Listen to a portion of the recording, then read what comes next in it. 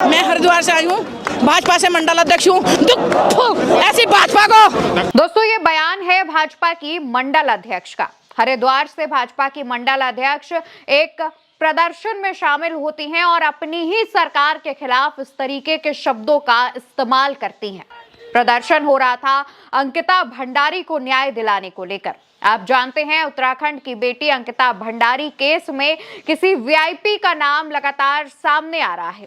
कहा जा रहा है कि ये वीआईपी कोई और नहीं बल्कि भाजपा का ही नेता है।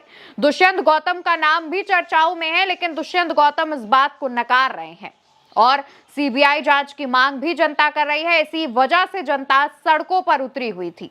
जोरदार तरीके से प्रदर्शन किया जा रहा था। उसी दौरान हरिद्वार से भाजपा की मंडल अध्यक्ष सामने आती हैं और भाजपा को लेकर, अपनी ही पार्टी को लेकर इस तरीके की बात करती हैं। वो सिर्फ यही नहीं रुकती, वो अंकिता भंडारी को याद करके भावुक होती हैं और उसके बाद अपनी सरकार पर और भी आरोप लगाती हैं। आगे ला रहे और कह रहे सर्विस दो। अरे धामी, अगर तू सर्विस गट्टू को लेके आ, सर्विस हम देंगे उसे। अंकिता भंडारी ने तो जो सर्विस दी बेचारी ने, अगर वो सच्ची ना होती ना तो मरती ना। पहाड़ की बेटी थी, उसने कुछ सोचा का मेरे, ठीक है देवी। और मैं तो अंकिता से कहती हूँ, जहाँ भी बेटी तू हो, तेरी आत्मा को शांति मिले और इंदों के कीड़े पड़े। ये अगला 27 का चुनाव तो लड़ नहीं आएंगे, इनको लकवा मारेगा। दामी, मेरी आवाज़ सुन लेना। मैंने तेरे साथ एक बार देहरादून में बातचीत हुई थी। भाजपा से मंडल अध्यक्ष हूँ।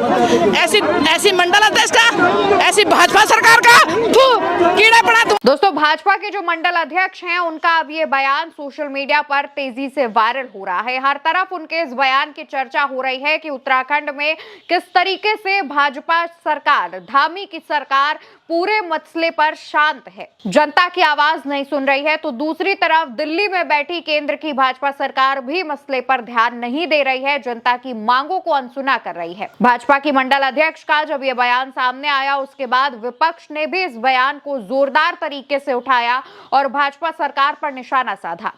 इंडियन यूथ कांग्रेस के पेज से लिखा गया, ऐसी गंदी भाजपा पर थू है। ये शब्द भाजपा की एक मंडल अध्यक्ष के हैं। वहीं कांग्रेस नेता रागिनी नायक लिखती है, मैं हरिद्वार से भाजपा मंडल अध्यक्ष हूं और थू है ऐसी गंदी भाजपा पर। ये दरिंदे पहाड़ों में रिजॉर्ट खोलकर हमारी बेटियों से सर्विस मांग रहे हैं।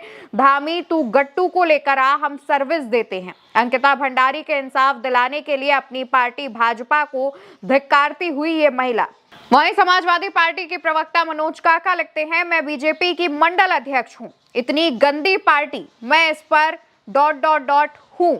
सिंहासन खाली करो कि जनता आती है। हैशटैग अंकिता भंडारी, बेटी को न्याय दो, दरिंदों को मौत दो। वहीं और जनता क्या कह रही है उस पर भी नजर डालते हैं। सोशल मीडिया यूजर्स इस पर लिख रहे हैं, अंकिता भंडारी केस में अब भाजपा मंडल अध्यक्ष भी भाजपा वालों के ऊपर थूक रही। अब तो संज्ञान ले लो मोदी जी, आपने बेटी बचाओ का अभियान चलाया था, लेकिन बेटी किससे बचानी है ये नहीं बताया था। एक और यूजर लिखते हैं, अंकिता भंडारी को न्याय दिलाने के लिए बीजेपी की मंडल अध्यक्ष भी सड़क पर उतरी। बहते हुए आंसू के साथ बीजेपी को जमकर कोसा, जनता जाग चुकी है। एक और यूजर की तरफ से लिखा गया, थू ऐसी भाजपा को, मैं भाजपा से मंडल अध्यक्ष हूं। कम से कम इस भाजपा नेत्री की तो आंख खुल गई। आप लोग भी जो अपनी आंख पर अंधभक्ति की पट्टी बांधे हो, उसे खोलकर हकीकत से रूबरू हो और अन्याय के खिलाफ मुखर होकर आवाज उठाओ। दोस्तों, वायरल वीडियो में जो महिला हैं, जो खुद को हरिद्वार से मंडल अध्यक्ष बता रही हैं, वो भावुक हो जाती है। उनकी आंखों से आंसू तक बहने लगते हैं और वो अपनी ही सरकार पर सवाल उठाती हैं। कहा जा रहा है कि अंकिता भंडारी मामले को लेकर के अब लगातार जो सीबीआई जांच की मांग की जा रही है, वो मांग लगातार तेजी से पूरे देश में फैल रही है और देश भर की जनता अंकिता भंडारी को न्याय दिलाने के लिए सड़कों पर है। उत्तराखंड से ऐसी तस्वीरें नए साल के मौके से ही सामने आ रही हैं। जब पूरा देश नया साल मना रहा था, तब उत्तराखंड की जनता सड़कों पर मशाल लेकर अंकिता भंडारी को न्याय दिलाने के लिए निकली हुई थी। उत्तराखंड जो कि पहाड़ी राज्य है, वहां पर सर्दियों के दिनों में पारा जो है काफी कम रहता है, सर्दी काफी ज्यादा रहती है। उसके बावजूद जो जनता है वो अंकिता भंडारी को न्याय दिलाने के लिए लगातार प्रदर्शन कर रही है, लगातार सरकार के खिलाफ आवाज उठा रही है। बीते दिन 4 जनवरी को तस्वीरें भी सामने आई थी, जहां पर भारी संख्या में जो जनता है वो सीएम आवास घेराव करने निकली थी। लेकिन हजारों की संख्या में पहले से ही पुलिस बल को तैनात कर दिया गया था। पुलिस बल उन्हें आगे बढ़ने से लगातार रोक रही थी, उसकी भी तस्वीरें हमने देखी। सड़कों पर चाहे महिला हो, चाहे पुरुष हो, चाहे छोटी बच्चियां हो या फिर बुजुर्ग हो, लगातार प्रदर्शन कर रहे हैं।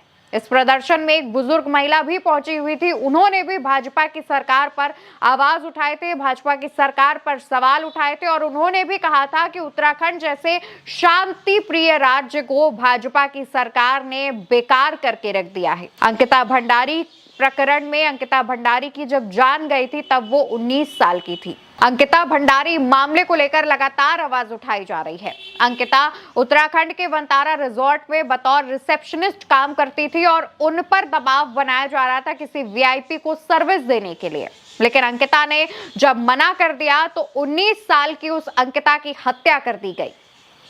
मामले को लेकर लगातार परिवार से लेकर आम जनता तक सीबीआई जांच की मांग कर रही है। देखने वाली बात यह होगी कि उत्तराखंड की सरकार या फिर दिल्ली में बैठी भाजपा शासित सरकार कब तक इस मामले पर चुप्पी साधी रहती है। महिला सशक्तिकरण पर खुद की पीठ ठोकने वाली भारतीय जनता पार्टी आखिर इस मामले पर चुप क्यों है? जनता सवाल उठा रही है, जनता पूछना चाह रही है कि आप बेटी बचाओ बेटी पढ़ाओ की बात करते हैं, लेकिन आपकी ही पार्टी के नेता इस तरीके की घटनाएं कर रहे हैं क्या? इस जनता कह रही है कि भारतीय जनता पार्टी बेटी बचाओ बेटी पढ़ाओ की बात कर रही है, लेकिन इस बेटी के मामले में वीआईपी का नाम सामने क्यों नहीं आ रहा है? क्या वो वीआईपी भाजपा से जुड़ा हुआ है, इस वजह से उसे बचाने की कोशिश की जा रही है? सवाल अब ये भी उठ रहे हैं। फिलहाल पूरे मामले को लेकर लगातार जो प्रदर्शन है उसकी तस्वीरें सामने आ रही हैं। अंकिता भंडारी को न्याय दिलाने के लिए जंतर मंतर पर भी प्रदर्शन किया गया। मामले से जुड़ा जो भी अपडेट सामने आएगा हम आप तक जरूर पहुंचाएंगे, लेकिन जिस तरीके से भाजपा की मंडल अध्यक्ष ने भाजपा पर इस तरीके की टिप्पणी की है उस पर आप क्या कहना चाहेंगे? आपकी क्या राय है? कॉमेंट सेक्शन में बताइएगा और उल्टा चश्मा यूसी को सब्सक्राइब करिएगा। नमस्कार।